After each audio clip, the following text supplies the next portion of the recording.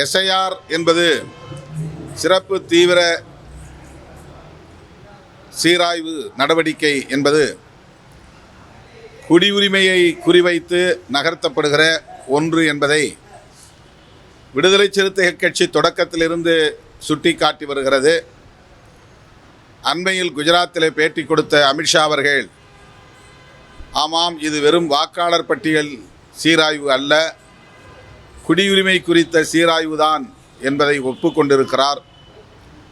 தேர்தல் ஆணையத்தை பயன்படுத்தி குடியுரிமை திருத்தச் சட்டத்தை நடைமுறைப்படுத்துவது, தேசிய மக்கள் பேரேட்டை உருவாக்குவது, அரசமைப்பு சட்டத்தையே கேலி கூத்தாக்கும் ஒரு முயற்சி.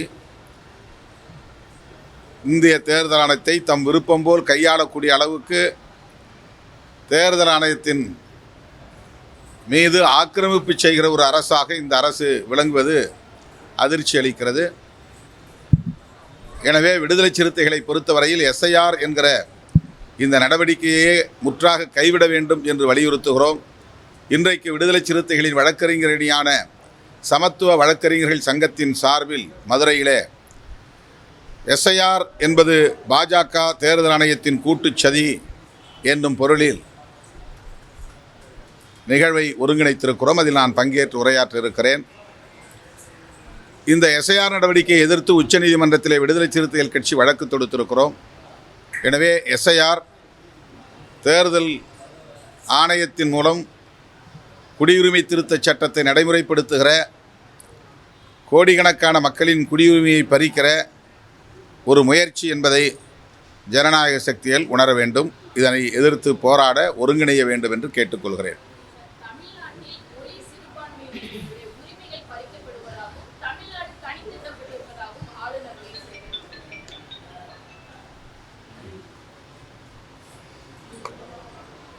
தமிழ்நாட்டை யார் தனிமைப்படுத்தி இருக்கிறார்கள் என்பதை அவர் விளக்க வேண்டும். தமிழ்நாட்டு மக்களின் உணர்வுகளை மதிக்காமல் அவர்களை காயப்படுத்தும் வகையில், தமிழர்களின் தேசிய இன அடையாளங்களை சிதைக்கும் வகையில் செயல்படுவது சங்க பரிவாரங்களின் ஒரு போக்காக இருந்து வருகிறது. அந்த பாசறையில் பயின்றவர் நம்முடைய ஆளுநர் என்பதனால் அவருடைய நடவடிக்கைகளும் அவ்வாறே அமைந்திருக்கின்றன என்பதுதான் உண்மை. எனவே தமிழகத்தை இந்திய தேச எல்லையில் ஒருங்கிணைத்து தேசிய இனத்துக்கான உரிமைகளை வழங்க வேண்டும் என்பதுதான் தமிழ்நாட்டு மக்களின் கோரிக்கையை தவிர, ஆளுநர் அவர்கள் சொல்லுவதைப் போல தமிழ்நாட்டிலிருந்து யாரும் தமிழ்நாட்டை இந்திய தேசத்திலிருந்து அந்நியப்படுத்துகிற முயற்சியில் ஈடுபடவில்லை. அவர்தான் அத்தகைய முயற்சியில் ஈடுபடுவதாக நான் கருதுகிறேன்.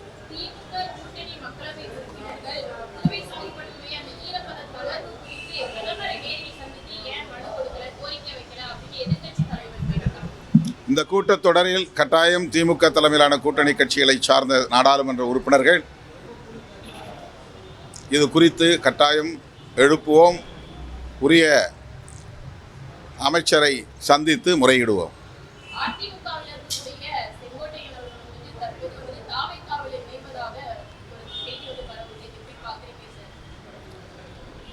அது எந்த அளவுக்கு உறுதியான தகவல் என்று தெரியவில்லை. சேர்ந்த பிறகுதான் தெரியும்.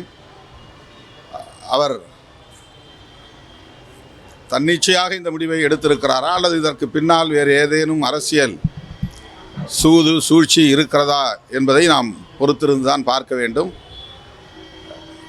நண்பர் விஜய் அவர்கள் மிகவும் பாஜகவிடம் மிகவும் கவனமாக இருக்க வேண்டும். அவருடைய கட்சிகளில் சங்கிகள் அல்லது சங்க பரிவார அமைப்புகளை சார்ந்தவர்கள் ஏற்கனவே ஊடுருவி இருக்கிறார்கள் என்கிற விமர்சனங்கள் இருக்கின்றன. மேலும் மேலும் ஊடுருவல்கள் நிகழ்ந்தால் அவருடைய அரசியல் என்பது கேள்விக்குறியாக மாறும் என்பது என்னுடைய கருத்து.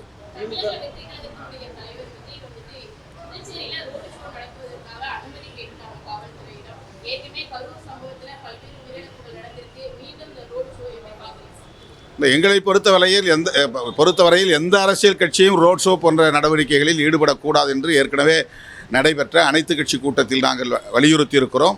அதுதான் தொடர்ந்து எங்களுடைய நிலைப்பாடு. செய்திகளை உடனுக்குடன் தெரிந்து கொள்ள கீழ்க்கண்ட கேபிள் மற்றும் டிடிஎச் நெட்வொர்க்குகளில் எம்நாடு செய்தி தொலைக்காட்சியை காணுங்கள். பாதகம் செய்பவரை கண்டால் நாம் பயம் கொள்ளலாகாது பாப்பா.